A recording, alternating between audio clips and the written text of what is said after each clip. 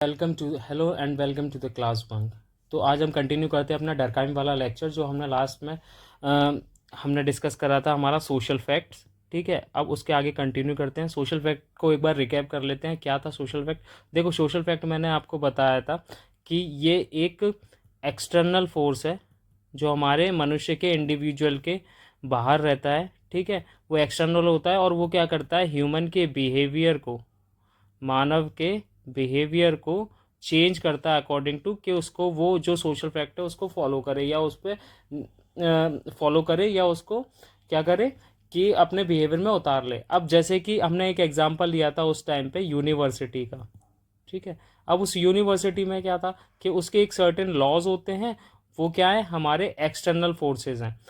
ठीक है, और वो क्या करता है, हमारे बिहेवियर को चेंज करता है। जैसे मैंने आपको बताया था कि अगर हमें 75% अटेंडेंस देनी है, उससे पहले अगर हम कम करेंगे अटेंडेंस तो क्या होगा, तो उससे क्या होगा कि हमें एडमिट कार्ड या एग्ज़ाम्स वगैरह जो भी उनके रूल्स होंगे उसके अकॉर्डिंग हमें वो एग्ज़ाम्स नहीं देने दिए जाएंगे। तो जैसे 75 अटेंडेंस पर क्या हो गया, ये हमारा एक रूल हो गया, तो ये हमें बाइंड है हम इसको फॉलो करने के लिए। तो उसकी वजह से हमें क्या है, हम कंपेल्ड हो गए हैं कि हमें 75% अटेंडेंस करना पड़ेगा।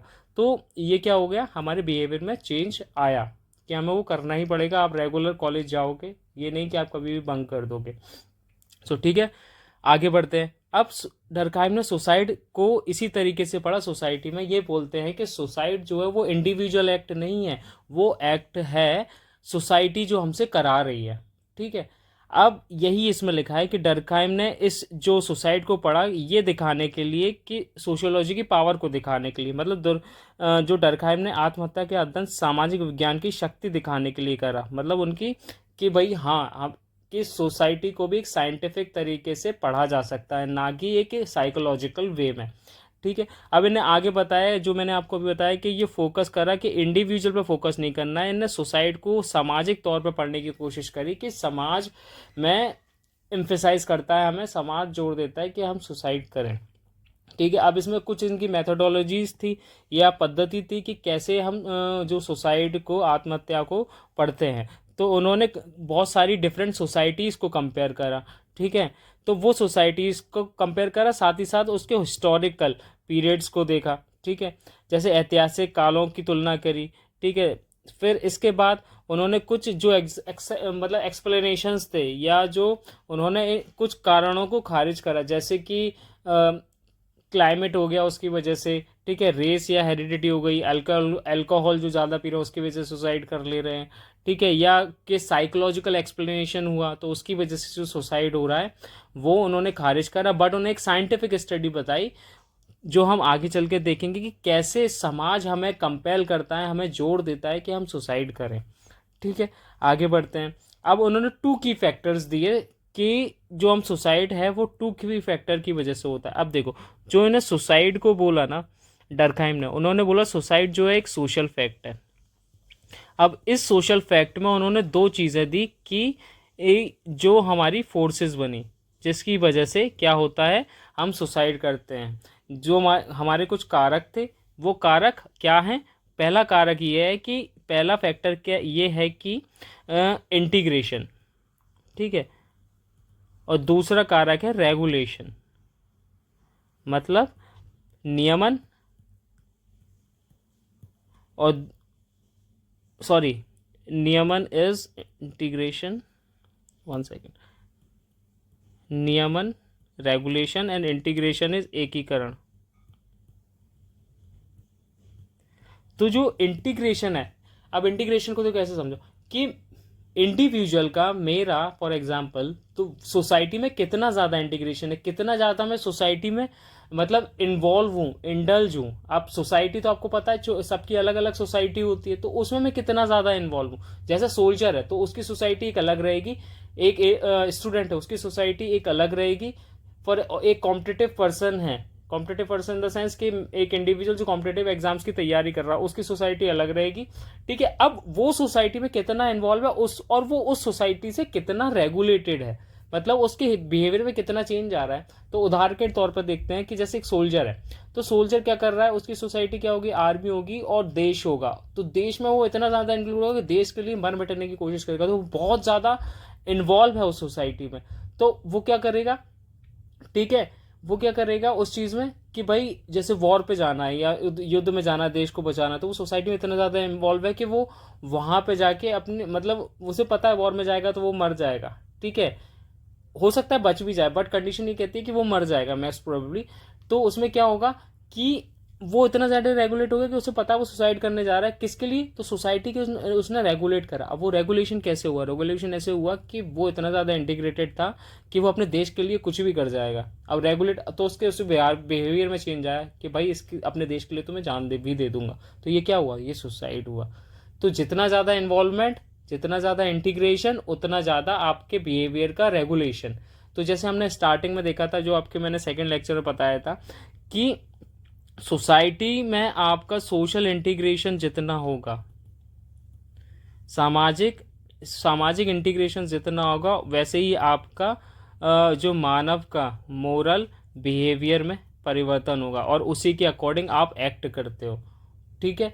तो वैसे ही इन्होंने कुछ दो कारक बताए, इंटीग्रेशन और रेगुलेशन, यानी एकीकरण, ठीक है, और नियमन। तो एकीकरण में ये कहते हैं कि समाज में जुड़ाव की शक्ति, कितना ज़्यादा आप समाज से जुड़े हुए हो, और regulation degree of social control और एक्सटर्नल कंस्ट्रेंट, मतलब समाज द्वारा लगाई गई बाहरी नियंत्रण की मात्रा, तो कैसे नियंत्रण लगा सकते हो, ठीक है। तो उसके आधार पर फॉर एग्जांपल एक एग्जांपल और लेते हैं, जैसे कॉम्पिटेटिव एग्जाम है, किसी का सिलेक्शन नहीं होता, तो मतलब वो इतनी भयंकर प्रिपरेशन कर रहा है बहुत ही डेडिकेशन के पर भी, फिर भी इसका सिलेक्शन नहीं हो रहा, तो उसके बाद समाज क्या कहेगा, अरे फेलियर है, ये है, वो है, तो उसकी वजह से सोसाइटी कंपेल कर देती है कि वो मर जाए, ठीक है। तो इस वजह से वो इतना अपने आप को वो असहाय, ईगोइस्टिक इसमें ले जाता है कि भाई मेरा सिलेक्शन नहीं हुआ, मेरे लिए तो एग्जाम सब कुछ था, तो उसकी वजह से वो क्या करता है, आफ्टर ऑल सुसाइड कर लेता है। तो सोसाइटी ने कंपेल करा, ना कि उसने करा। तो सोसाइटी ने ही ऐसे नॉर्म्स क्रिएट करे हुए हैं जो हमें दिखते नहीं, जैसे हमने कहा नॉन मटेरियलिस्टिक। आप अपने सेकंड लेक्चर में जाके देख सकते हो कि मैंने ये आपको ये बताया था, ठीक है। आगे बढ़ते हैं। अब जो सुसाइड है, डरखाइम ने ना 4 टाइप के सुसाइड्स बताए कि कैसे कैसे आदमी सुसाइड करता है। तो इसको आप ऐसे रख सकते हो, इसको ऐसे लिख सकते हो, ऐसे याद कर सकते हो। एक तो हो गया आपका ईगोइस्टिक, एल्ट्रुइस्टिक, एनोमिक और फेटलिस्ट। तो EAAF, ठीक है, ऐसे याद कर सकते हो।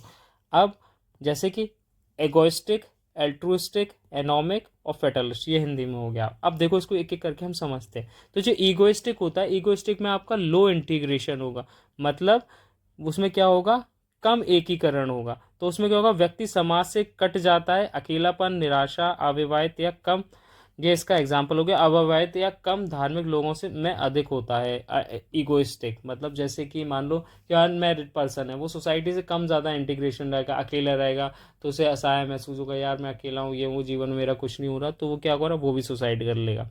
तो सोसाइटी ने कंपेल करा, ठीक है। अनमैरिड या इंडिविजुअल है। फिर अल्ट्रिस्टिक, जब आपका हाई इंटीग्रेशन होगा, जैसे मैंने आपको एग्जांपल दिया सोल्जर्स का, मिलिट्री का, ठीक है। तो इंडिविजुअल ओवरली इंटीग्रेटेड रहेगा, बहुत ज़्यादा एकीकरण रहेगा उसमें समाज में। फिर तीसरा एनोमिक, एनोमिक में होता है कि लो रेगुलेशन, उसका रेगुलेशन बहुत कम होगा, जैसे कि सोसाइटी उसको रेगुलेट ही नहीं कर पाती। कैसे, जैसे कोई नॉर्मलेसनेस हो, जैसे इकोनॉमिक एकदम से बूम आ जाए, ठीक है, अब वो सोसाइटी उसे रेगुलेट ही नहीं कर पा रही, ठीक है। तो उसमें क्या होगा, वो डिप्रेशन का शिकार हो जाएगा, या कहीं तो ठीक है एकदम से एक्सट्रीम रिसेशन आ गया तो उसमें डिप्रेशन का शिकार हो गया, तो उसकी वजह से भी वो क्या करेगा, सुसाइड कर लेगा। देन फेटलिस्टिक, एक्सेसिव रेगुलेशन, बहुत ज़्यादा रेगुलेशन कर लेते हैं, जैसे बंधुआ मजदूरी हो गई, बॉन्डेड लेबर हो गया, ठीक है, स्लेव्स हो गए, तो उसमें क्या करते हैं, यार मैं कहीं जा ही नहीं पा रहा हूँ, मेरे साथ ये है, या ऑनर किलिंग हो गई। तो ये सारा क्या है, आपका फेटलिस्टिक है, जिसमें सोसाइटी एक्सट्रीम रेगुलेशन डाल देती है।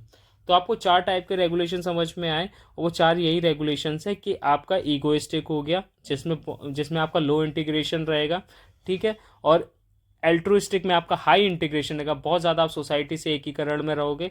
फिर आपका आता है एनोमिक, जहाँ पे आपको बहुत ही आराम से, मतलब थोड़ा हल्का फुल्का रेगुलेशन रहेगा, लो लेवल का। देन आपका फेटलिस्टिक, फेटलिस्टिक में क्या होता है कि आपका एक्सेसिव रेगुलेशन होगा, जैसे बॉन्डेड लेबर वगैरह। तो होप आपको ये वाला समझ में आओगे। अब कुछ की इनसाइट्स है, जैसे सोशल करेंट।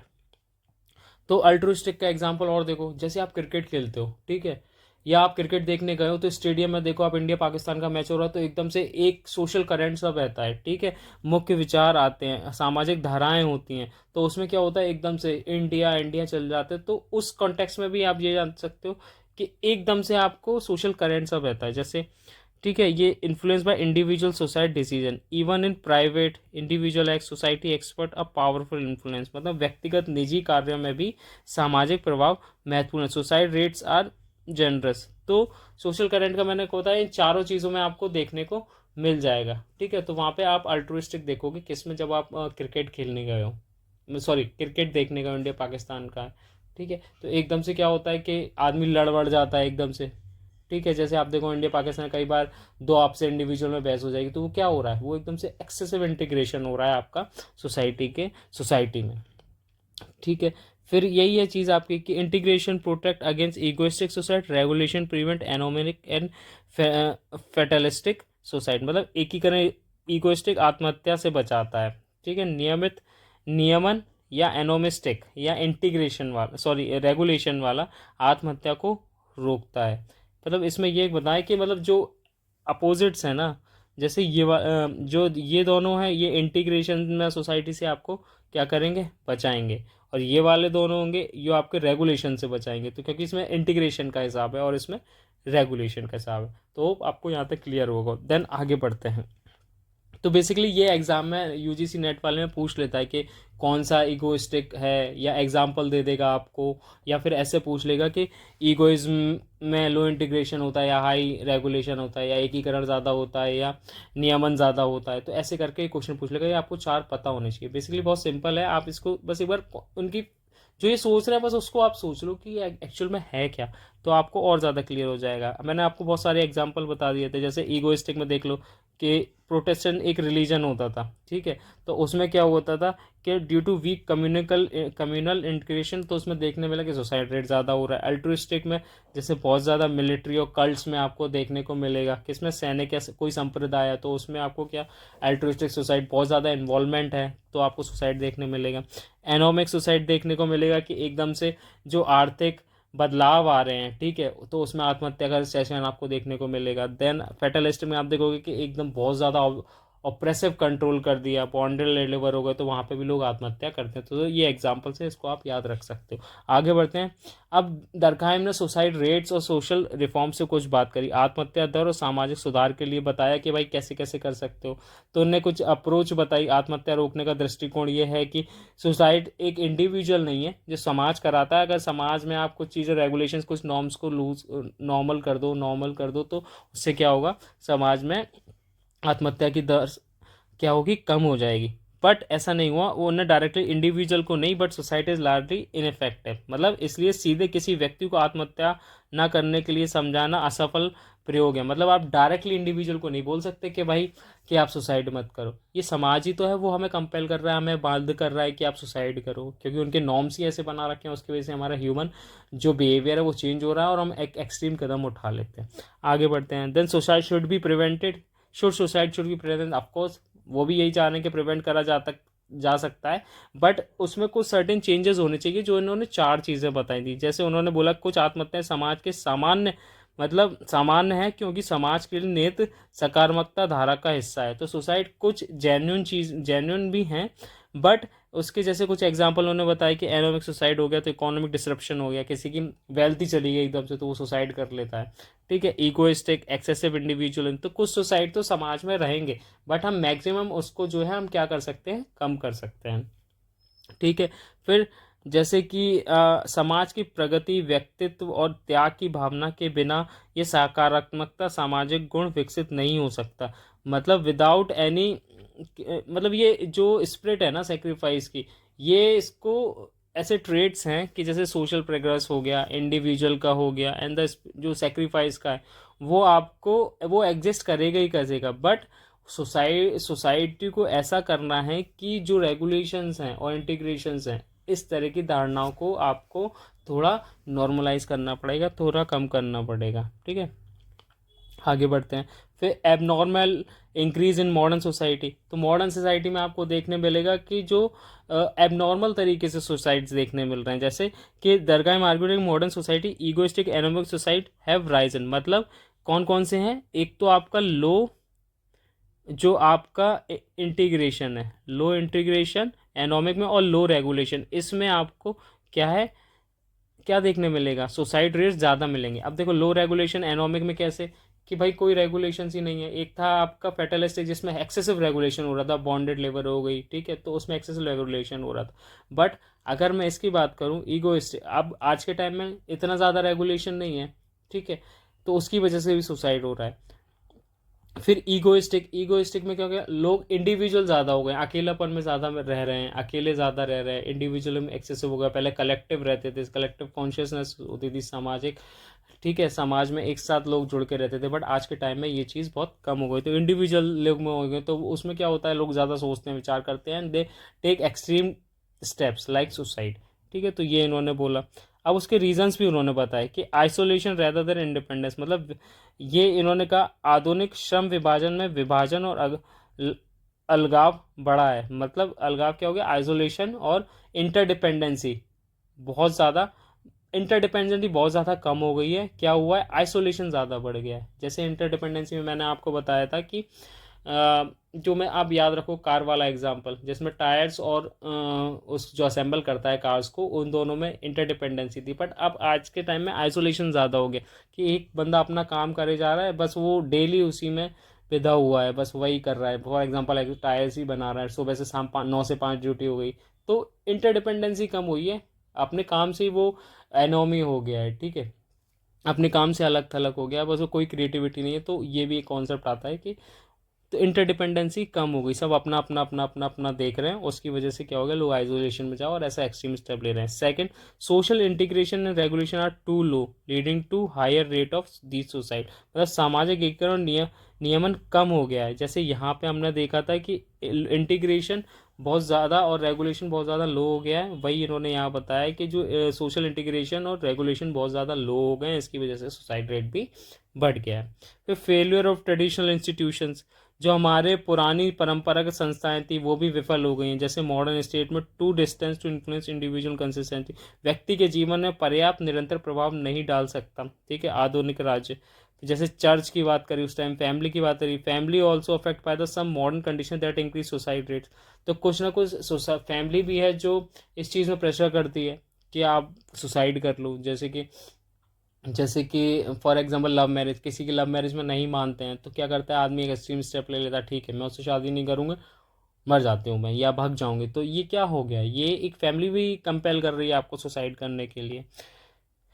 फिर अब डरखाइम प्रपोज सॉल्यूशन, उन्होंने सॉल्यूशन भी दिया कि जो सुझाव देते हैं कि समस्या का समाधान नए सामाजिक संस्थाओं के माध्यम से होना चाहिए। मतलब he the solution must be social rather than individual, मतलब इंडिविजुअल पे ना फोकस होकर सोशल पे करना चाहिए। तो बात वही घूम फिर के आ गई कि सोसाइटी प्रेशर डाल रही है तो सोसाइटी को ही सुधार लो। He suggest new institution based on occupation and professional groups, ठीक है, तो उन्होंने बोला, उन्होंने व्यवसायिक पेशेवर समूह पर आधारित संस्थाओं का प्रस्ताव रखा। तो उन्होंने ऐसे प्रस्ताव रखे कि ऑक्यूपेशनल प्रोफेशनल ग्रुप्स को आप जो है नए इंस्टीट्यूशंस बनाओ ताकि सुसाइड्स कम हो। अब उनका कोर आइडिया इसमें ये था कि जो सोशल प्रॉब्लम्स है वो उनको सोशल सॉल्यूशंस चाहिए, ना कि जस्ट आप इंडिविजुअल पे फोकस करो, कुल मिला के ये बात है।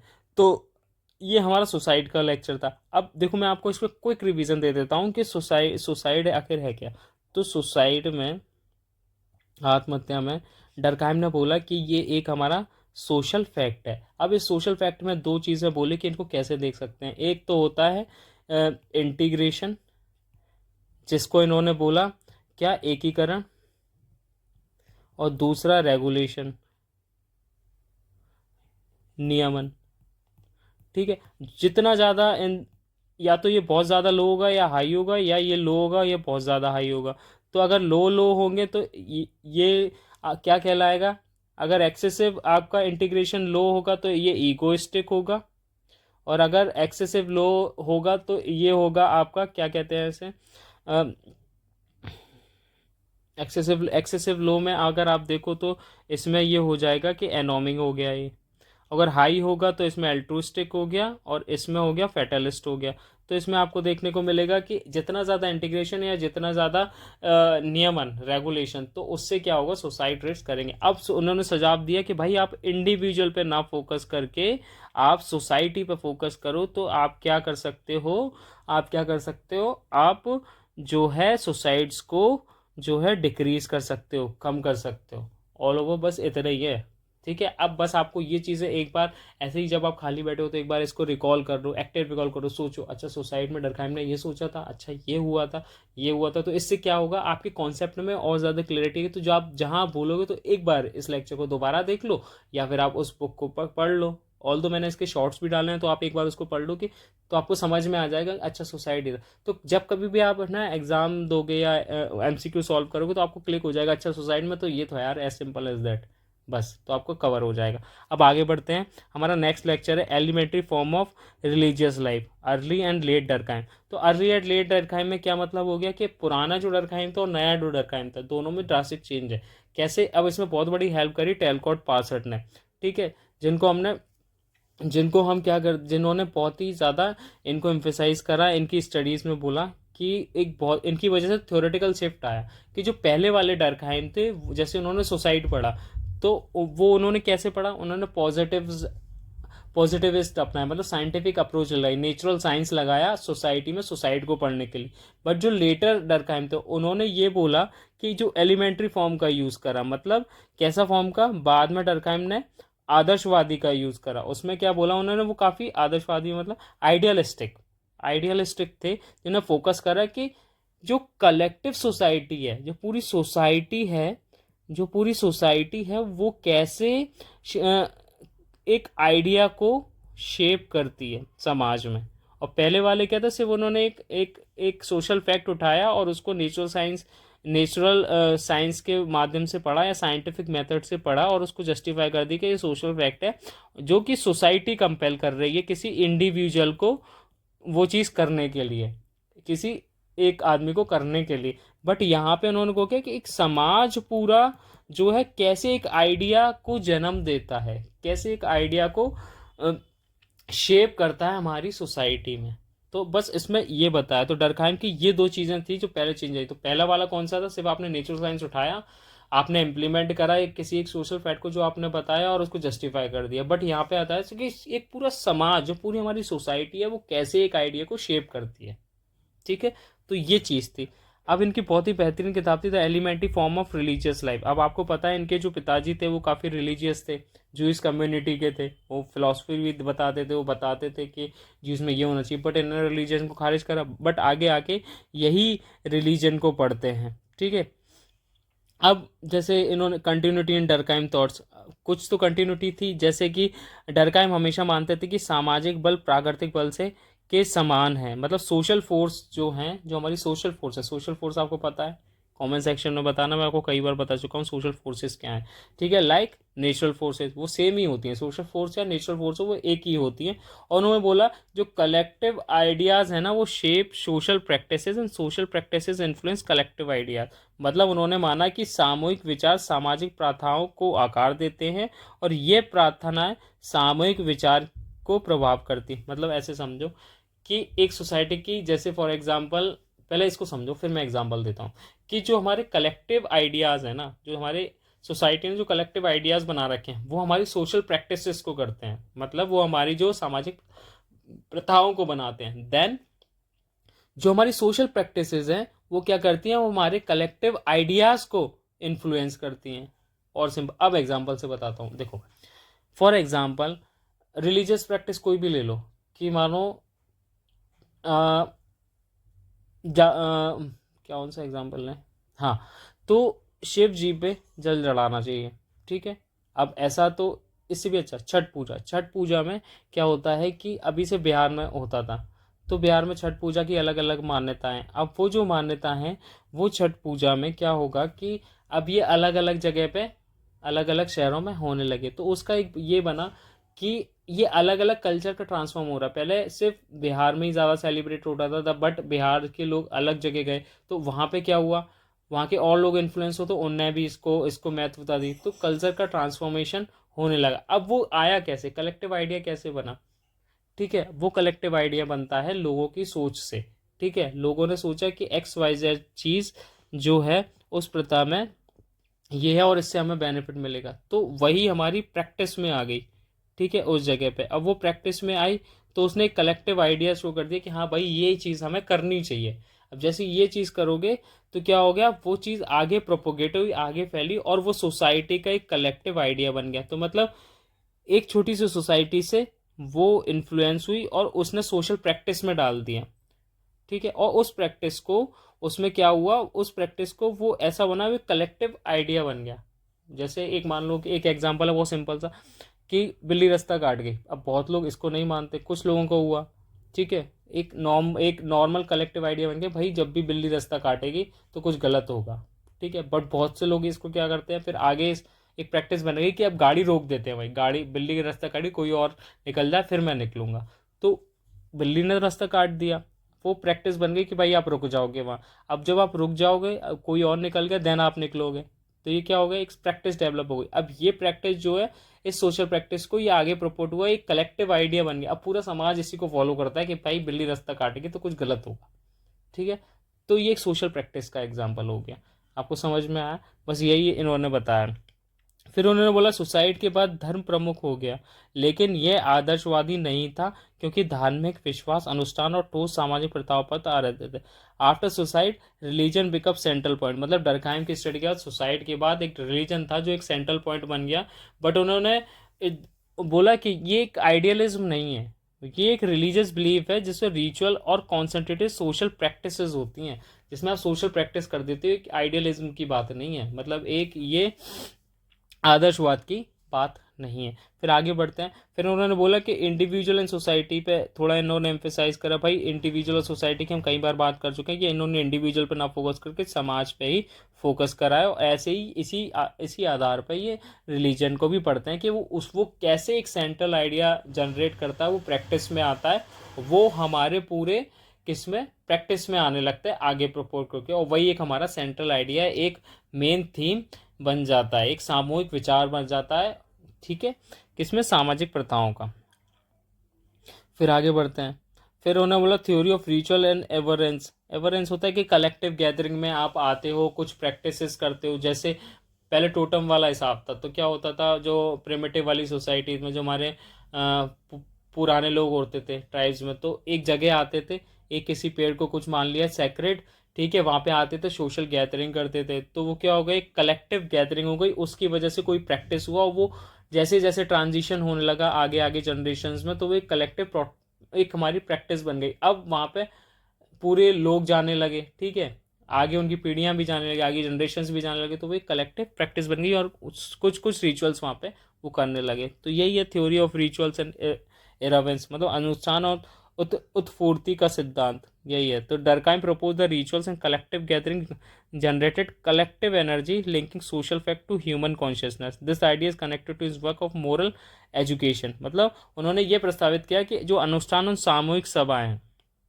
ठीक है, मतलब सोशल गैदरिंग या रिचुअल्स हैं, वो एक हमारी एक अलग एनर्जी जनरेट कर देते हैं। मतलब एक मानो कि एक ये ट्री है और उसके पास इसको सैक्रेड मानने तो लोग आ रहे हैं उस टाइम पे, तो सोशल गैदरिंग एक नया एनर्जी का फ्लो होगा, नया एनर्जी का प्रवाह होगा, और जो सामाजिक तत्व और मानव चेतना को जोड़ता है, जो मतलब आसपास के जो लोग हैं उनको आपस में जोड़ता है। मतलब मैं भी पहुंचा, आप भी पहुंचे, एक ही मान्यता को मान रहे हैं, तो हमें क्या होगा, कलेक्टिव बॉन्ड बनेगा।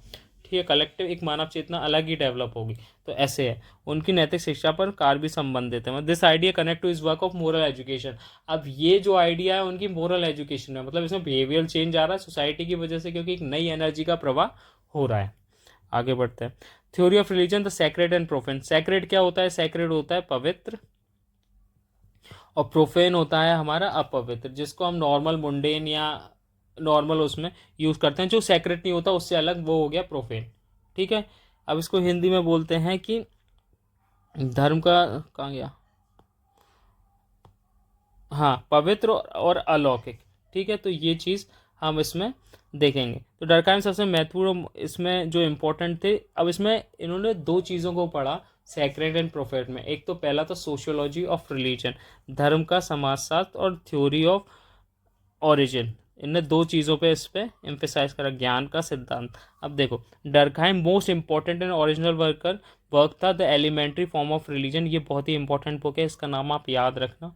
ठीक है, अब इनने इसमें दो चीज़ों को कंबाइन करा। पहली चीज़ थी कौन सा, सोशियोलॉजी ऑफ रिलीजन, और दूसरा था थ्योरी ऑफ नॉलेज, मतलब धर्म का समाजशास्त्र और ज्ञान का सिद्धांत। अब इसमें क्या था, जो सोशियोलॉजी ऑफ रिलीजन में था ना, मतलब रिलीजन को इसको सोशियोलॉजी के वे में पढ़ा, मतलब उन्होंने एनालाइज करा कि जो रिलीजन है उसका प्रिमिटिव स्वरूप क्या है, उसका जो मूल स्वरूप क्या है ना, उसका मूल स्वरूप क्या है रिलीजन का, कहाँ से आया, क्यों हुआ ये। तो सोशियोलॉजी ऑफ रिलीजन उन्होंने ऐसे पढ़ा। फिर थ्योरी ऑफ नॉलेज, अब उन्होंने उसमें ह्यूमन को क्या करा, ह्यूमन के थॉट्स को कैटेगराइज करा कि वो जो थॉट्स है वहाँ से कैसे चेंज हुए, मतलब मानव विचारों की मूल श्रेणियों का सामाजिक मूल है, तो वो सामाजिक मूल एकदम से कैसे बना, ह्यूमन बिहेवियर में कैसे चेंज आए। तो वही इन दोनों ने चीज़ों में देखा, मतलब रिलीजन प्लस ह्यूमन का उसमें मोरल जो थॉट्स हैं, मोरल जो वैल्यूज़ हैं, या ह्यूमन का बिहेवियर है, या ह्यूमन के जो सोशल ओरिजिन हुआ वो कैसे हुआ, तो वो चीज़ इन्होंने दो मिला के पढ़ी। तो इनका कोर आइडिया वहाँ पे ये था, जो मुख्य विचार ये था कि religion separates the sacred from profane, transforming society moral power into religious symbols. ठीक है, जैसे कि जो धर्म सेक्रेड और जो प्रोफेन अलौकिक चीज़ों का विभाजन करता है, जिससे समाज की नैतिक शक्ति धार्मिक प्रतीकों में बदल जाती हैं। ठीक है, अब वो कैसे बदलती हैं कि भाई कुछ सेक्रेट चीज़ें अलग हैं जो पवित्र हैं, जहाँ पे सोशल गैदरिंग होती है तो वहाँ पे एनर्जी का फ्लो अलग हुआ, और जो प्रोफेन्स हैं अलौकिक चीज़ें हैं वहाँ पे चीज़ें अलग हुई। ठीक है, उनको सेपरेट रखा गया, तो यही इनका कोर आइडिया है। ठीक है, अब जो रिलीजन व सेक्रेट वाली चीज़ें हैं वो हमारा मोरल बॉन्ड इंक्रीज करती हैं। जैसे मैंने बताया एक सेक्रेटरी है, उसके पास आ गया हुआ, तो क्या हुआ, हमारा मोरल बॉन्ड जो इंक्रीज हुआ सोसाइटी का। ठीक है, एक कॉग्निटिव बॉन्ड इंक्रीज हुआ, मतलब संज्ञात्मक एक हम बंध गए। ठीक है, कि हमें भाई एक टाइम स्पेस और श्रेणी में रखा गया, कि मतलब भाई जैसे सेक्रेट वाले हैं, पेड़ के पास आए तो उसके पास एक उसको सेक्रेट मान लिया, सोशल गैदरिंग हुई तो वहाँ पे एक अलग एनर्जी जनरेट हुई, कुछ रिचुअल्स डिसाइड हुए कि भाई ऐसे गाएंगे नाचेंगे, ठीक है, डांस करेंगे या कुछ भी रिचुअल्स करेंगे, तो वो वहाँ पे हो गए, तो उससे सोशल गैदरिंग हुई, पर्टिकुलर टाइम पे इकट्ठा आके होंगे। ठीक है, तो इससे क्या हुआ, एक एक नई एनर्जी का प्रवाह हुआ, सोशल गैदरिंग हुई, उससे कलेक्टिव कॉन्शियसनेस आई है हमारी प्रिमिटिव सोसाइटी में। अब इसी में उसकी वजह से क्या सोशल चेंज आए इंडिविजुअल्स में या सोसाइटी में, वो भी डरकाइम ने कोर आइडिया अपना समझा और इसको ऐसे ही आगे पढ़ा। तो दो आइडिया हो गए इसमें, दो आइडियाओं का कॉम्बिनेशन हो गया। पहला जो हो गया सोशियोलॉजी ऑफ रिलीजन, जिसे धर्म का समाजशास्त्र कहा गया, और दूसरा जो हो गया वो हमारा हो गया थ्योरी ऑफ नॉलेज या फिर ज्ञान का सिद्धांत। इन दोनों को कंबाइन करा और the elementary form of religion इन्होंने पढ़ा, रिलीजियस लाइफ पढ़ा। तो सेक्रेट को मैंने आपको बता ही दिया है कि ये वो होता है, सेक्रेट वो चीज़ें होती हैं जो अलग किया गया है, श्रद्धा, भय और दायित्व उत्पन्न करता है। मतलब कोई सेक्रेट चीज़ हुई, आप कुछ गलत कर दोगे कि क्या होगा, ये क्या उत्पन्न करेगा, भय भी उत्पन्न करेगा। ठीक है, आप इससे क्या होगा, डरोगे। ठीक है, दूसरा इसमें ये बहुत ही ज़्यादा सेक्रेट होती है। प्रोफेन होता है एवरीडे मुंडेन या यूटिलिटेरियन, मतलब रोज़मर्रा के कार्य सामान्य, ये सेक्रेट ही नहीं होंगे, मतलब सेक्रेट से अलग प्रोफेन होंगे, अलौकिक होंगे। तो ठीक है, ये उपयोगी होंगे।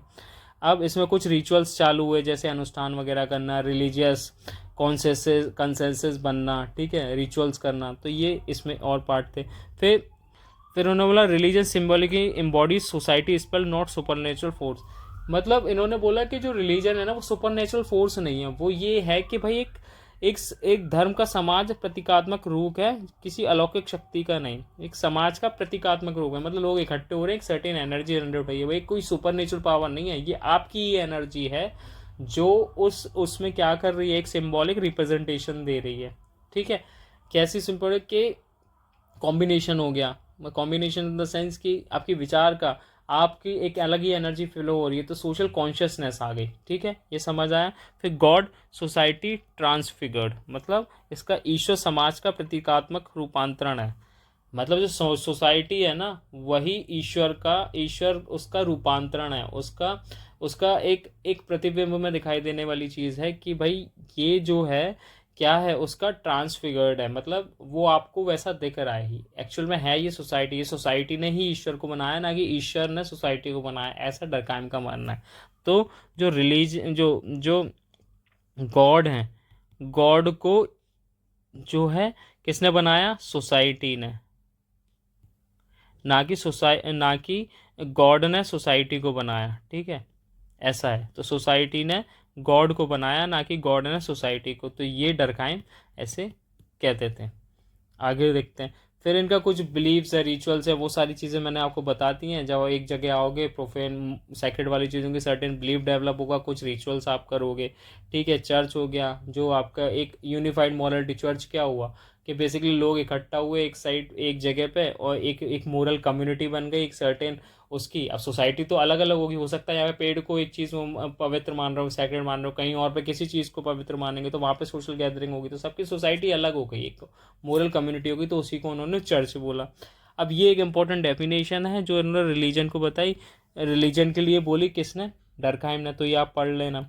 अब क्या है? धर्म से विश्वास और प्रार्थनाओं का एकीकरण प्रणाली है जो सभी अनुयायियों को एक ही नैतिक समुदाय चर्च से जोड़ता है, मतलब एक कम्युनिटी से जोड़ता है। Church is basically a community, ठीक है। वो अलग अलग किसी चीज़ के लिए हो सकती है। Why study primitive religion? अब प्रिमिटिव रिलीजन ही क्यों पढ़ना चाहिए? अब इन्होंने एक स्टडी करी थी, केस स्टडी टरकाइम ने अरुंटा ट्राइब की, जो ऑस्ट्रेलिया की क्लीन है, जो कि प्रिमिटिव कल्चर है।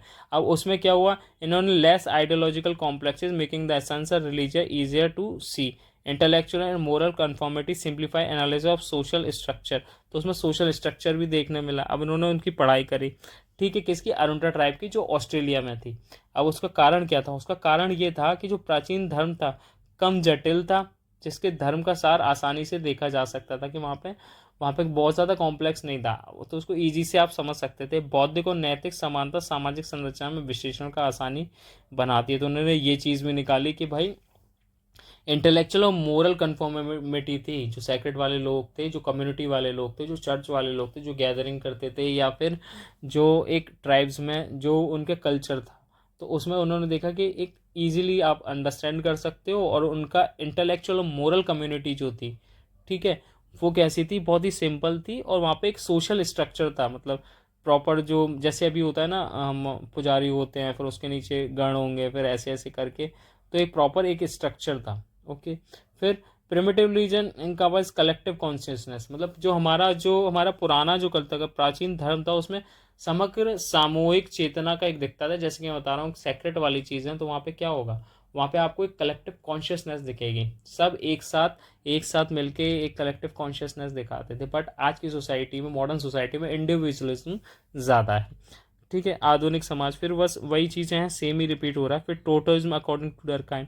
टोटलिज्म क्या होता था? डरकाइम के अनुसार टोटलिज्म क्या है? तो उन्होंने बताया कि एक धार्मिक प्रणाली है जिसमें कुछ वस्तुएं, मुख्यतः जानवर या पौधे, कुल या जाति के पवित्र प्रतीक माने जाते हैं। मतलब एक सर्टेन एनिमल हुआ या पेड़ हुआ, तो उसमें क्या वो माने जाते हैं? सेक्रेट सिंबल माना जाते हैं किसी एक प्रणाली के, धार्मिक प्रणाली के, कोई भी क्लैन के। तो यही चीज़ है, टोटेज्म बेसिकली वही होता है, किसी भी एनिमल या पेड़ को किसी भी उसे सेक्रेट माना जाए किसी एक क्लैन या समाज या प्रणाली द्वारा, धार्मिक प्रणाली द्वारा, तो उसे टोटेज्म कहते हैं।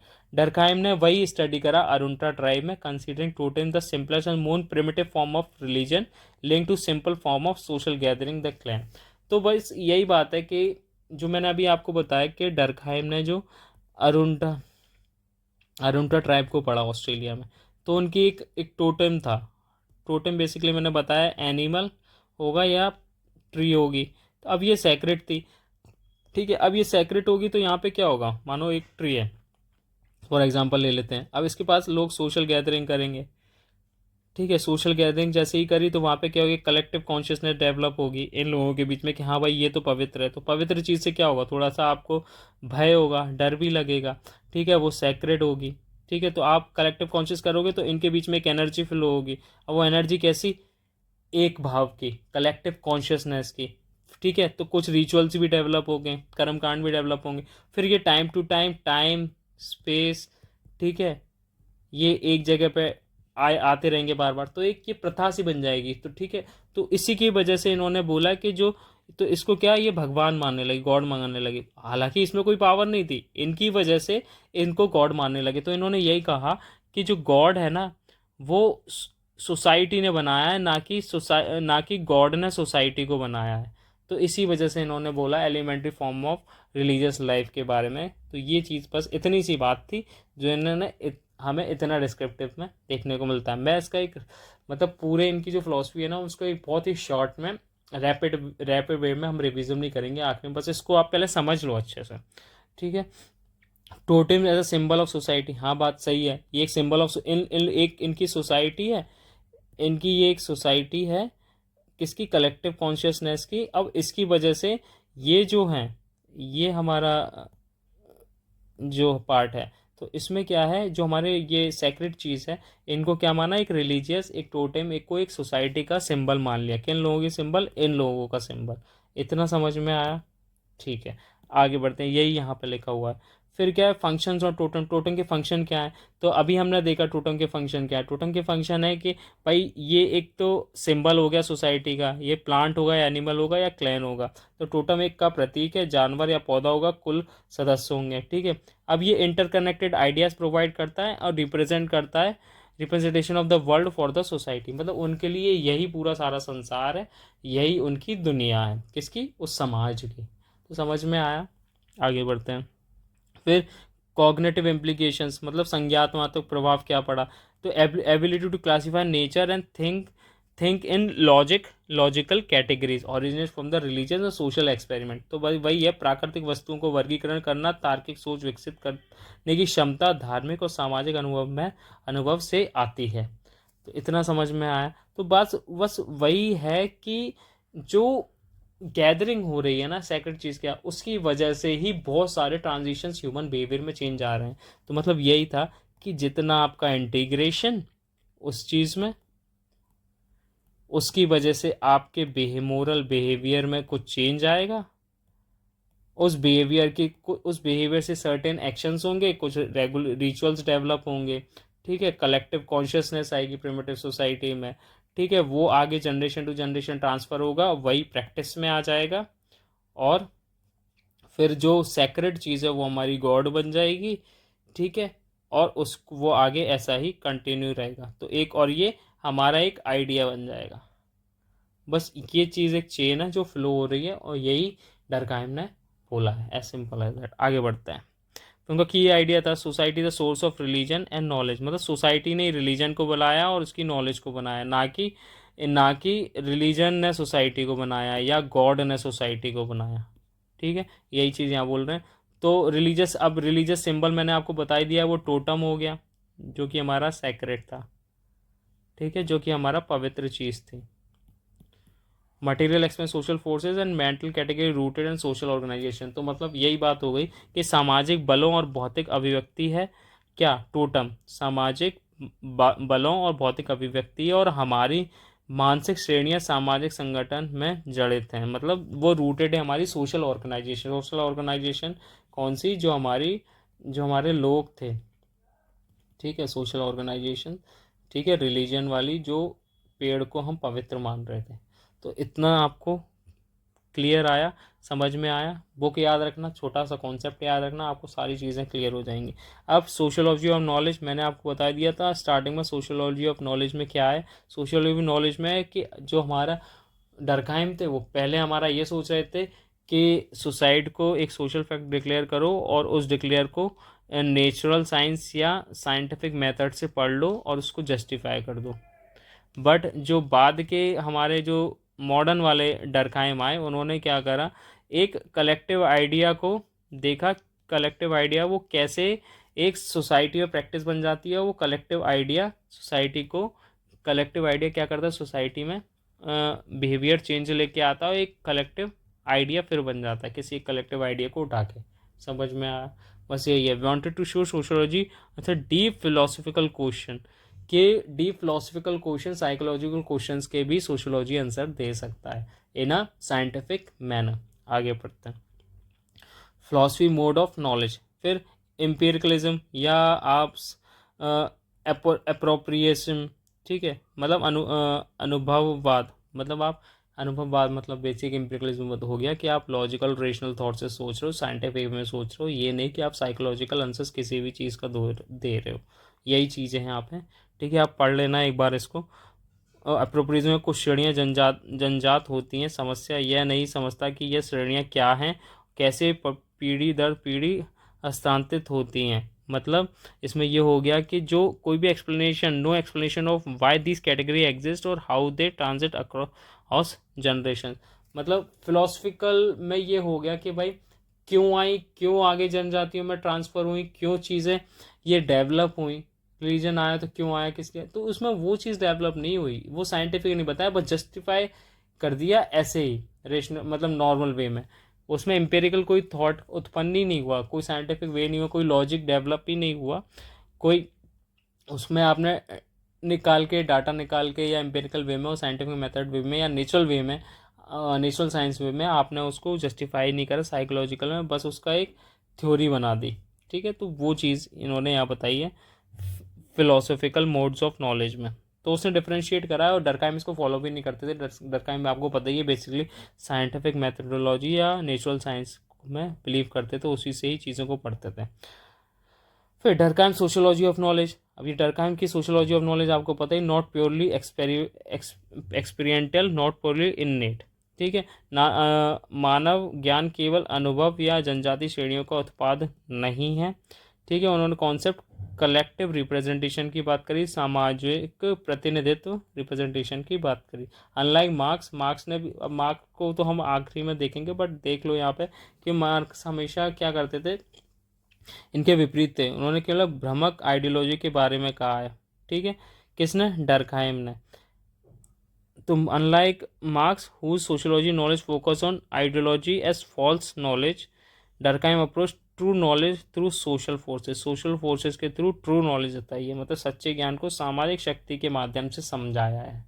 ठीक है, बट डरखाइम ने ऐसा नहीं करा। डरखाइम ने बोला कि जो focus was on ideology as a false knowledge, जो आइडियोलॉजी है ना एक, वो फॉल्स नॉलेज है। बट उन्होंने जो डरखाइम ने बोला वो ये बोला कि सोशल फोर्सेस ही जो हैं वो ट्रू नॉलेज है। ठीक है, जो सोशल फोर्सेस हैं। आगे बढ़ते हैं।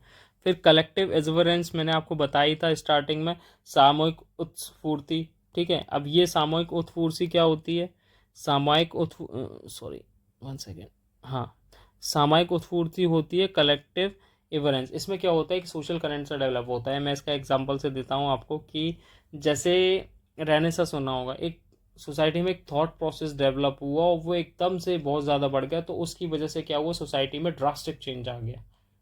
रेनेसां का एग्जाम्पल। दूसरा क्या हुआ कि जैसे हम मान लो कि क्रिकेट स्टेडियम में जान रहे हैं या राइड्स हो रहे हैं, ठीक है, तो उसमें एक सोशल करंट ऐसा डेवलप हुआ जिसकी वजह लोग मर मिटने के लिए भी तैयार हैं। राइट्स आ जाते हैं, दंगे करने लगते, लड़ने लगते। क्यों करते हैं, क्योंकि कलेक्टिव एवरेंस है, उत्फूर्ति है।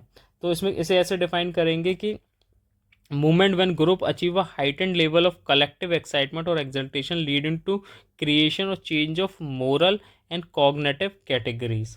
ठीक है, ऐसे क्षण जब सामूहिक समूह सामाजिक उत्साह या उच्च भावना के स्तर तक पहुंचते हैं जिससे नैतिक और संज्ञानात्मक श्रेणी का निर्णय या परिवर्तन हो सकता है, जैसे रिफॉर्मेशन, रेनेसेंस या छोटे समूह में कक्षा में। ठीक है, तो ये छोटी सी चीज़ है जो मैंने आपको समझाई थी कि एक सर्टेन एक ऐसा आइडिया है जिससे एकदम लोगों में बहा और एकदम से चेंज हो गया।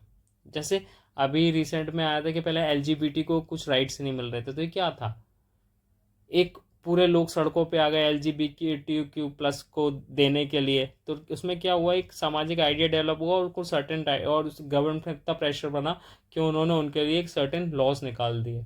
ठीक है, तो ये किस लिए हुआ, एक समाज में क्या एक सर्टेन आइडिया का फ्लो ही तो हुआ, एक प्रवाह ही तो हुआ। तो बस उसी के लिए कहते हैं कि उसी के लिए लोग कुछ भी कर सकते हैं। हम जैसे इसका रिसेंट एग्जांपल लेते हैं, जो नेपाल में क्राइसिस हुआ, वो भी तो यही हुआ, एक छोटा सा थॉट प्रोसेस जनरेट हुआ। ठीक है, जिसकी वजह से क्या हुआ, सोशल मीडिया बंद कर दिया, गवर्नमेंट करप्शन कर रही थी और उसके किसी ने उस पर बहुत अच्छे से एनालाइज करके कुछ कुछ बोला, XYZ जो भी चीज़ बोली हो उसमें हम नहीं जा रहे हैं, तो जो बोला उससे क्या हुआ, एक सोसाइटी में, एक जनजीज में एक वेव प्रिवेट हुई, सोशल करंट प्रवाह हुआ। उसकी वजह से क्या हुआ, लोग कुछ भी करने को तैयार, मर भी जा रहे हैं, पुलिस आ रही है, बुलेट चला रही है, कुछ भी करिए, लेकिन वो मर भी जा रहे हैं, लेकिन वो अपने उस पर्टिकुलर एम तक पहुंच रहे हैं। तो वही होता है कलेक्टिव एवरेंसेस। ठीक है, या सामूहिक उत्स्फूर्ति। ठीक है, अब जो समरी है डरकाइम की थ्योरी ऑफ रिलीजन की, वो यही कहती है कि society is a source of religion, god and sacred as oppose to the profane. ये प्रोफेन से बिल्कुल अलग होगी। In primitive society the link between society, sacred and god is clear and direct. तो जो प्रिमिटिव सोसाइटी थी, मतलब समाज ही है धर्म, भगवान और पवित्र, जिससे अपवित्र से अलग करता है, उसका स्रोत है समाज। कौन है? सोसाइटी है, मेन सोसाइटी को ही एम्फेसाइज कर रहा है। सेकंड, जो प्रिमिटिव सोसाइटी थी, जो हमारी आदिम समाज में समाज पवित्र और भगवान के संबंध का स्पष्ट और प्रत्यक्ष होता है, मतलब प्रिमिटिव सोसाइटी में। बट मॉडर्न सोसाइटी में रिलेशनशिप जो है ऑब्सकर्ड है बाय कॉम्प्लेक्सिटी, काफ़ी सारी जटिलताएं के कारण अस्पष्ट हैं, लेकिन सिद्धांत आज भी वही है, कॉन्सेप्ट आज भी वही है कि गॉड ने सोसाइटी को नहीं बनाया, सोसाइटी ने गॉड को बनाया। ठीक है, उसकी वजह से किसके बीच में? गॉड, रिलीजन और सेक्रेट जो चीज़ें हैं उसमें प्रिमिटिव सोसाइटी में बहुत ही अच्छा, क्लियर और स्पष्ट रूप है। बट जो मॉडर्न सोसाइटीज़ है उसमें काफ़ी कॉम्प्लेक्सिटीज़ हैं, बहुत सी सारी चीज़ें नहीं समझ में आती हैं, लेकिन जो बेसिक थॉट है, बेसिक जो कॉन्सेप्ट है या सिद्धांत है वो एक ही है, वो ये है, या बेसिक प्रिंसिपल वो एक ही है कि सोसाइटी ने जो है रिलीजन, गॉड और सेक्रेट को ही बनाया है, सोर्स वही है। कौन है? सोसाइटी। ठीक है, यही है। अब और जो समरी किस चीज़ की, थ्योरी ऑफ रिलीजन की, अब दूसरी समरी हमारी सोशियोलॉजी ऑफ नॉलेज की, उसमें ये बोला इन्होंने कि जो concept of fundamental categories are collective representation created by society, मतलब संकल्पनाएं और मूलभूत श्रेणियां समाज द्वारा बनाई गई सामूहिक प्रतिनिधित्व है। मतलब जो फंडामेंटल कैटेगरीज है ना, जैसे जो वो कलेक्टिव जो रिप्रेजेंटेशन है पूरे समाज का, वो सोसाइटी ने ही बनाया है। ठीक है, और ये जो है, और जो इसके साथ जो रिलीजन बनते हैं, जो सॉरी रिचुअल्स बनते हैं, जैसे ये हमारी सोसाइटी हो गई, ठीक है, ये हमारी सोसाइटी हो गई, और ये हमारा सेक्रेट चीज़ें हो गई जिस पे लोग आते हैं। तो अब इसको अगर पढ़ते हैं तो कलेक्टिव जो रिप्रेजेंटेशन है ना वो भी सोसाइटी ने ही बनाया है। ठीक है, जो फंडामेंटल कैटेगरीज है, और इसमें जो रिचुअल्स है वो भी सोसाइटी ने बनाए हैं। ठीक है, अब रिलीजन, अब ये जो रिलीजन यहाँ पे जो भी डेवलप हुआ, ठीक है, XYZ, वो कनेक्ट करता है सोसाइटी को, ऐसी सेम सोसाइटी को। यहाँ पे एक रिलीजन हो गया, वो आपस में एक लोगों को कनेक्ट करता है, और इंडिविजुअल को कनेक्ट करता है, और ग्रुप्स को कनेक्ट करता है, और वहाँ पे जो भी रिचुअल्स होते हैं उनको अलाउ करते हैं कि सर्टेन कैटेगरीज में, वही हमारा आगे चल के इंडिविजुअल के कॉन्सेप्ट में बिहार में चेंज आते हैं। जैसे कि जनेऊ पहनना, तो वो क्या हुआ, एक कलेक्टिव कॉन्शियसनेस डेवलप हुई, रिचुअल्स बने, फिर उसकी सर्टेन एक प्रैक्टिस आई कि भाई जनेऊ पहनना चाहिए। तो वॉट इट इज़, ये सोशियोलॉजी ऑफ नॉलेज है। नॉलेज ट्रांसफ़र हो रही है एक जगह से, और उसके जो हमारा धर्म का, सोशियोलॉजी ऑफ रिलीजन का जो कॉन्सेप्ट है वो भी आगे बढ़ रहा है। इतना समझ में आया दोनों? बस यही चीज़ें हैं जो हमें पढ़नी थी। बाकी और चैप्टर 7 डरकाइम का moral education and social reform, moral education social reform हम देखेंगे आगे। मैं आपको PDF में ही दे दूंगा, इसमें इतना ज़्यादा इंपॉर्टेंट नहीं है, फिर भी मैं आपको बता देता हूँ कि इतना ज़्यादा इन डेप्थ में और नहीं आएगा आपको। ठीक है, बट ये मैंने बहुत वास्ट ले लिया ताकि आप एक बार पढ़ लो, तो हिंदी और इंग्लिश में दोनों में ही आपको नोट्स मिल जाएंगे। अब चूँकि लेक्चर बहुत लंबा हो रहा है, आपको भी मज़ा नहीं आएगा कि इतने लंबे लंबे लेक्चर्स हैं, तो आप भी जल्दी पढ़ के निकलना चाहते हो तो वही पढ़ लेना। बाकी ये मैं आपको PDF दे दूंगा। तो हम नेक्स्ट मैक्स वेबर स्टार्ट करेंगे, ठीक है, वो पढ़ेंगे। और इसके जो डरकहाइम के जो PYQs हैं या प्रैक्टिस सेट है, ये मैं आपको टेलीग्राम चैनल पे प्रोवाइड कर दूंगा। ठीक है, जो आप फॉलो कर लेना, क्लास बंक UGC नेट। ठीक है, इसको आप पे सारी इसके नोट्स भी मिल जाएंगे PDF फॉर्म में, प्लस आपको वहाँ पे MCQ भी मिल जाएंगे, प्लस आपको प्रैक्टिस सेट भी मिल जाएंगे, और थोड़ी बहुत जो डेली बेसिस पे जो उसकी इंफॉर्मेशन आती रहती है किस चीज़ की रिगार्डिंग द कोर कॉन्सेप्ट, या आपसे कोई चीज़ पूछ ली तो वो भी आपको यहाँ पे मिल जाएंगे। So have a nice day, thank you.